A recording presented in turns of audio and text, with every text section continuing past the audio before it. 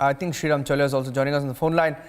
Sreeram, Russia will not take part, and I think the Taliban was very eager. They almost announced that all of them would be there. Russia will not be there. There is a lot of unrest also within the Iranian establishment on whether they should actually be present there. Yeah, I think Russia always was very wary of this whole thing because of the security of the Central Asian republics, the former republics. The Russians still take overall responsibility for the protection of these former, Central Asian republics, and they try to ensure that these countries are safe from this jihadist menace. The problem is that the Islamic movement of Uzbekistan and East Turkestan and other such groups are still quite active inside Afghanistan. And I don't think the spillover can be stopped even by Taliban, because some of these groups are allied with ISIS and with Al-Qaeda. So I think Russians will want total guarantees of the security of these republics, these former republics. And also secondly, remember General Atta Noor, Marshal Dostum, and some of the other heavyweights of the former Northern Alliance are all in Tajikistan and Uzbekistan. So they are the ones who the Russians will be consulting closely, because they have been allies with them.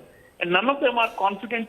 In fact, they were hoping that maybe Taliban will create an inclusive interim government, and that did not happen. It just had a token, one Tajik and one Uzbek, and who were not even known. So it's quite clear that this is a very, very dangerous regime, which is not willing to incorporate all the segments of Afghan society or to crack down on terror.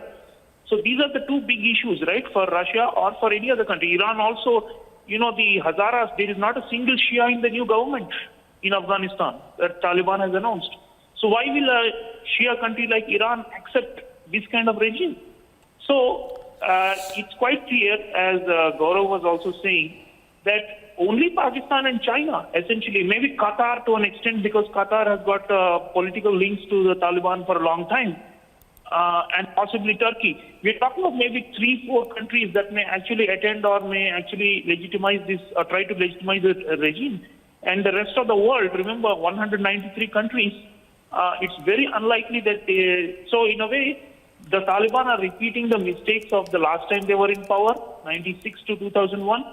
And they are going to also get the cold shoulder like last time from everyone.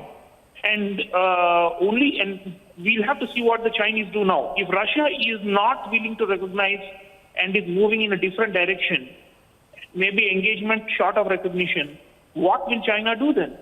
China cannot dissociate itself from Russia either. So China is under pressure. Even at BRICS, all the member countries were trying to bear upon the Chinese that, you should not go it alone. We are all in it together, and we should decide collectively and stabilize the region. So in that sense, now the pressure will mount on China to also take a stand that is more neutral. So I think in that sense, the Pakistanis may end up being totally isolated. They may just have Qatar and Turkey to an extent, and that's it. So it's not looking so great for them.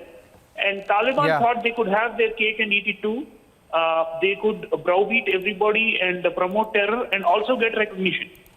Well, we are not going to let that happen. No conditions.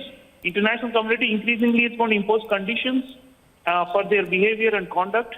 And only if they act in a civilized way will some kind of aid and recognition, if not recognition, at least engagement, which will enable it to be functional and to be viable economically, will happen. Otherwise, not even that. Yeah. Running out of time, but thank you for speaking to Republic, Sreeram.